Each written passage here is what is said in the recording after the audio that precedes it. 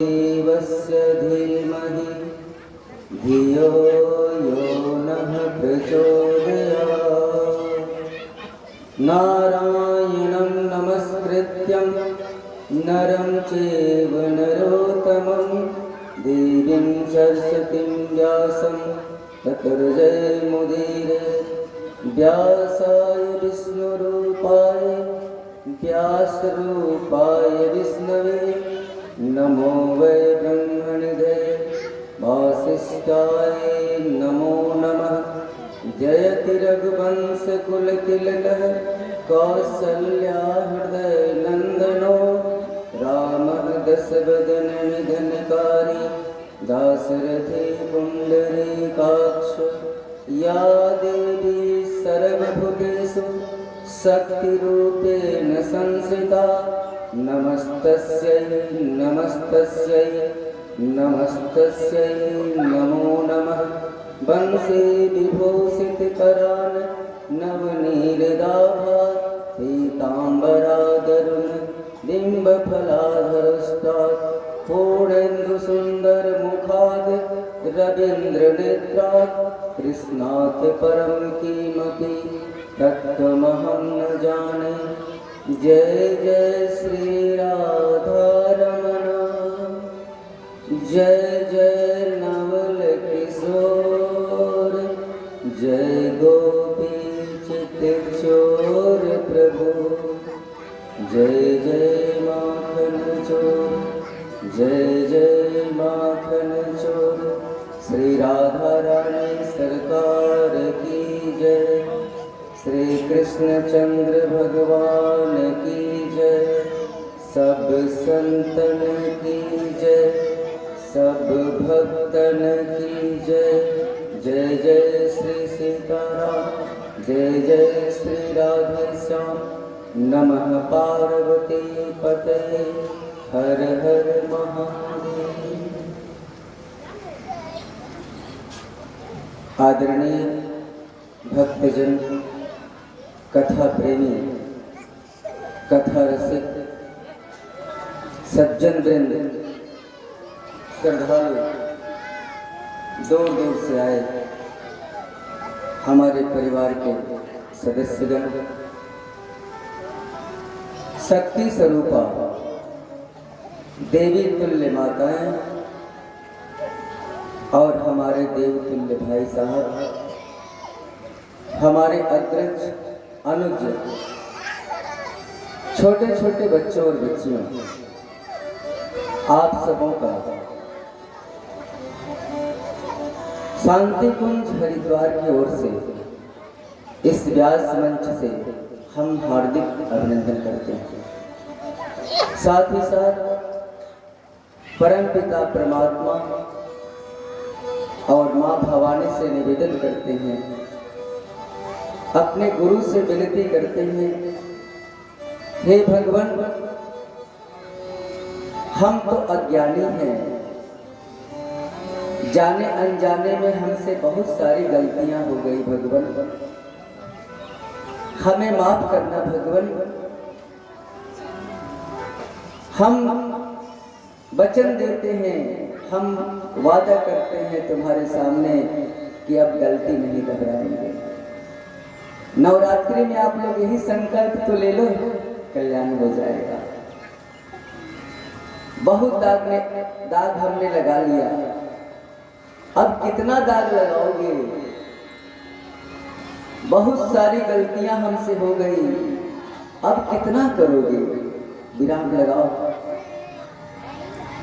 कुछ तो सोचो।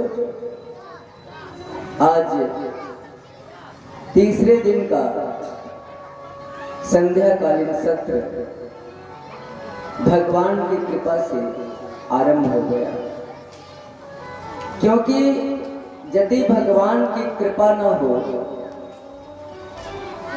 तो एक पत्ता भी नहीं हिल सकता। तो इतना बड़ा आयोजन कैसे हो सकता है? विचार करो। उन्हीं की कृपा हुई और बालू टोला में ज्ञान की गंगा बह चली, जिसका तीसरा दिवस धीरे धीरे हमारे हाथों से सारा समय निकल रहा है। एक कथा जो जीवन के सारे व्यथा को मिटाती है, आज इसका तीसरा दिवस है। अब आपके हाथ में 4 दिन बचे हैं, इसलिए कोशिश करो समय पर पहुंचकर कथा का रसपान करने का। फिर न जाने कब ऐसी घड़ी आएगी, ऐसा क्षण आएगा कि हम लोगों को एक साथ मिल बैठ करके अपनों से अपनी बात करने का सौभाग्य मिलेगा, भगवान के कथा में भाग लेने का सौभाग्य मिलेगा। कौन जानता है कल कौन रहेगा, कल को किसने देखा। आज हमारे पास भगवान ने वक्त दिया है, इसका हम सही उपयोग कर लें। जब मनुष्य के जन्म जन्म के पुण्य इकट्ठे होते हैं, जन्म जन्म के, तब भागवत की कथा में बैठने का सौभाग्य प्राप्त होता है। और आज आपका पुण्य साथ दे रहा है, आपका भाग्य उदय हो गया है कि आपको भगवान की कथा मिल रही है। और मिल बैठ करके हम लोग विचार कर रहे हैं कथा के माध्यम से कि हमें क्या करना चाहिए और क्या नहीं करना चाहिए। कथा से तो यही शिक्षा लेनी है। कथा तो हमें अधर्म से हटा करके धर्म पर चलने की शिक्षा देती है, अपने कर्तव्य का पालन करने का बोध कराती है। कथा का मुख्य उद्देश्य यही होता है। और यही तो मिल बैठ करके विचार करना हम लोगों ने छोड़ दिया और गांव में विकृति आ गई। पहले जब मैं छोटा था, हमें याद है किसी के घर में जब कोई मेहमान आ जाता, यदि उसके यहाँ बेडशीट नहीं होती तो पड़ोस वाले अपने से पीछे से पहुंचा देते। किसी के यहाँ से सब्जी आ जाती, किसी के यहाँ से दाल, और 2-4 बुजुर्ग लोग आकर के मेहमान की खातिरदारी कर देते। वो प्रेम कहाँ चला गया? क्या उससे हम लोग नहीं लौटाएंगे? अरे उस प्रेम को लौटा लो, नहीं तो दुनिया जलकर राख हो जाएगी। जानते हो भगवान का सबसे छोटा नाम क्या है? भगवान का सबसे छोटा नाम है प्रेम। प्रेम। जैसे भारतीय स्टेट बैंक का छोटा नाम क्या है? SBI। तो परमात्मा का छोटा नाम क्या है? प्रेम। पोथी पढ़ी पढ़ी जगमुआ, पंडित भया न कोय, 2.5 आखर प्रेम का, पढ़े 100 पंडित हो। तो हमें उस प्रेम को लाना होगा। अरे मैंने देखा है जाड़े के दिन में लोग अपने दरवाजे पर आग जला लेते थे। पहले 4-5 बुजुर्ग बैठ गए, संसद लग गई, पार्लियामेंट चालू, और आपस में विचार होने लगा। फलाने की बेटी सियानी हो गई है, उसका विवाह कैसे होगा? फलाने का लड़का सियाना हो गया, उसका विवाह कैसे होगा? आपस में बुजुर्ग लोग दूसरे के भलाई के बारे में सोचते थे। अरे फलाने के यहाँ खर्ची नहीं है भैया, थोड़ा पहुंचा दो, तुम्हारे पास है। इस प्रेम को मैंने देखा है। अरे जब बाराती जाने को होता था, बाराती, याद आता है वह दृश्य। जूता नहीं है तो किसी का बगल से जूता मांग लिया, किसी का चादर मांग लिया, किसी का कुर्ता मांग लिया। और वो बारात, वो आनंद आज कचौड़ी और पूड़ी में नहीं है जो मगहा और चूड़ा में था। वो आनंद कहां चला गया, विचार करो। क्या उसे हम लोग वापस नहीं लाएंगे? अरे राम के बारात में भी जनकपुर में दाल भात का रिवाज था, दाल भात। और पहले हम लोगों में भी भतवान वगैरह चलता था, दाल भात फुलौरा वगैरह। लेकिन वो समय कहां चला गया? क्या उस समय को हम लोग नहीं बुलाएंगे? बुलाना होगा। अरे हृदय प्रदेश में जो प्रेम की नदी बहती थी उसे फिर से बहाना होगा, नहीं तो दुनिया जल के राख हो जाएगी। उसे तो बहाना होगा। प्रेम जगत का सार और कुछ सार नहीं।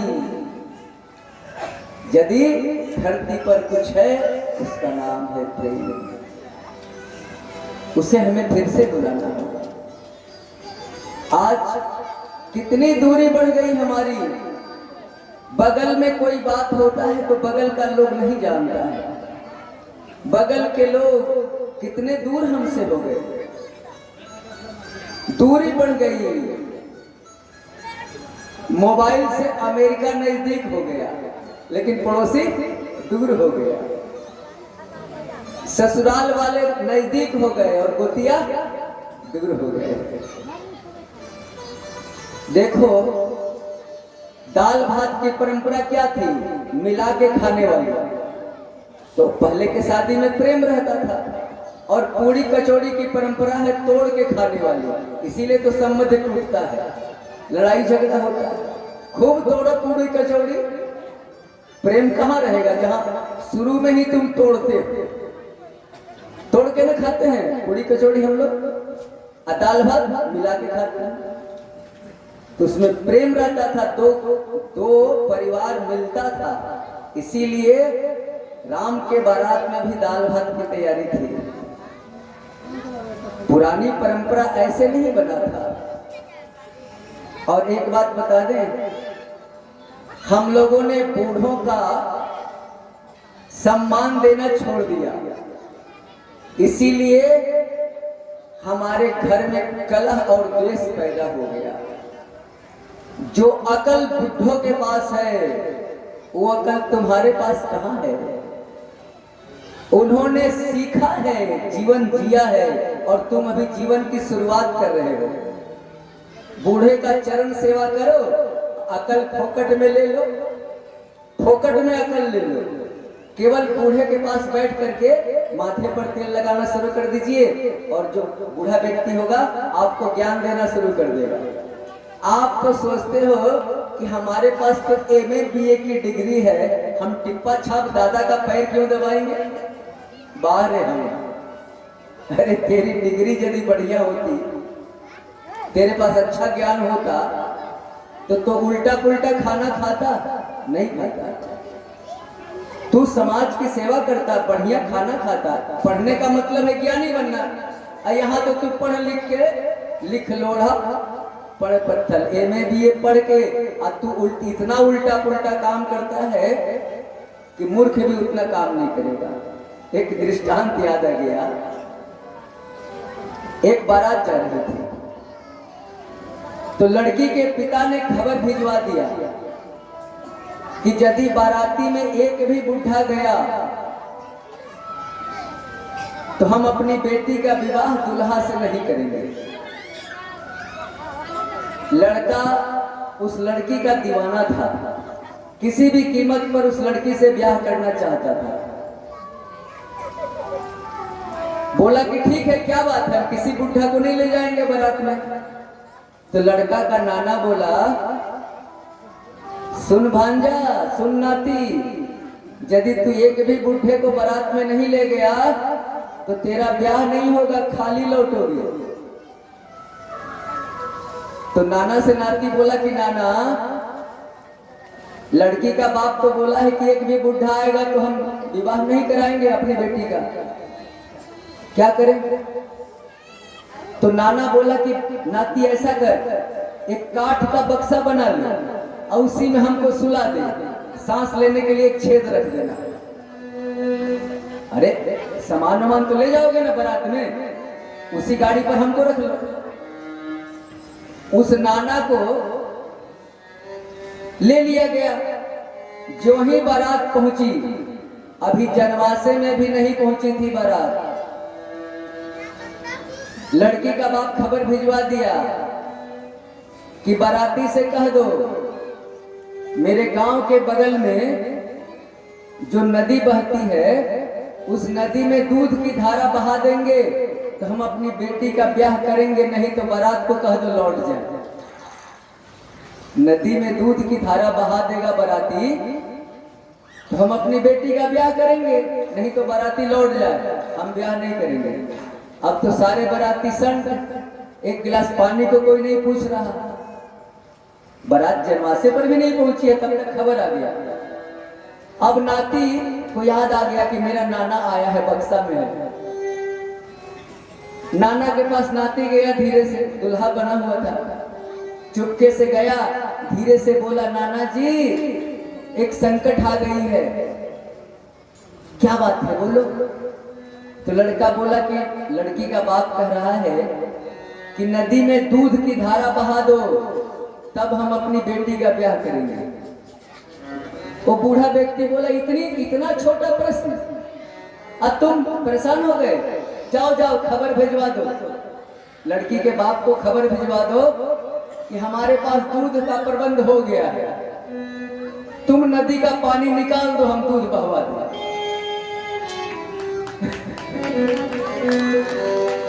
नदी का पानी, अब विचार करो कि नदी का पानी वो कैसे निकालेगा। बोल दो कि नदी का पानी वो निकाल देगा तो हम दूध बहा देंगे, दूध का प्रबंध हो गया। जो ही खबर गया, लड़की का बाप समझ गया कि इस बारात में कोई बुढ़ा आ रहा है। बाद में विवाह हुआ, लेकिन ये मैं बता रहा था आपको कि बुजुर्गों का सम्मान करो। बुजुर्ग के पास जो ज्ञान है ना, वो ज्ञान तुझे नहीं मिलेगा डिस्को जमाने में। इसलिए माता पिता का सम्मान करो, बुजुर्गों का सम्मान करो। और अब हम लोग क्या करें, मन वाणी को पवित्र करने के लिए रीढ़ की हड्डी सीधा करके बैठिए और अपने अपने गुरु का ध्यान कर लो, कृष्ण भगवान के चरणों में प्रणाम कर लो और भगवान से कहो, भगवान हम तेरे कथा का आश्रय लिए हैं, हमारा कल्याण करना। और मन और वाणी को पवित्र करने के लिए 2 मिनट भगवान नाम का संकीर्तन। ओम नमो भगवते वासुदेवाय, ओम नमः भगवते वासुदेवाय प्रभु नंद नंदनाय, वासुदेवाय प्रभु नंद नंदनाय, वासुदेवाय प्रभु नंद नंदनाय, वासुदेवाय प्रभु नंद नंदनाय।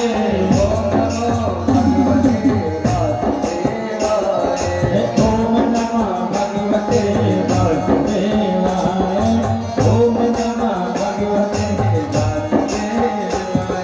वासुदेवाय, वासुदेवाय प्रभु नंद नंदनाय, वासुदेवाय प्रभु नंद नंदनाय, वासुदेवाय प्रभु नंद नंदनाय, वासुदेवाय प्रभु नंद नंदनाय, नंद नंदनाय प्रभु नंद नंदनाय, नंद नंदनाय प्रभु नंद नंदनाय, नंद नंदनाय प्रभु नंद नंदनाय, नंद नंदनाय प्रभु नंद नंदनाय।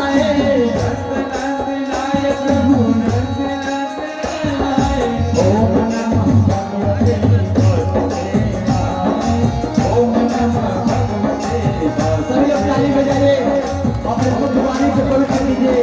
आप बोलिए, जो बोलना होगा वो नहीं बोलेगा, जिसके मुख में बोली होगा भगवान का संकीर्तन में जरूर करता है। ओम नमः भगवते वासुदेवाय, ओम नमः के पास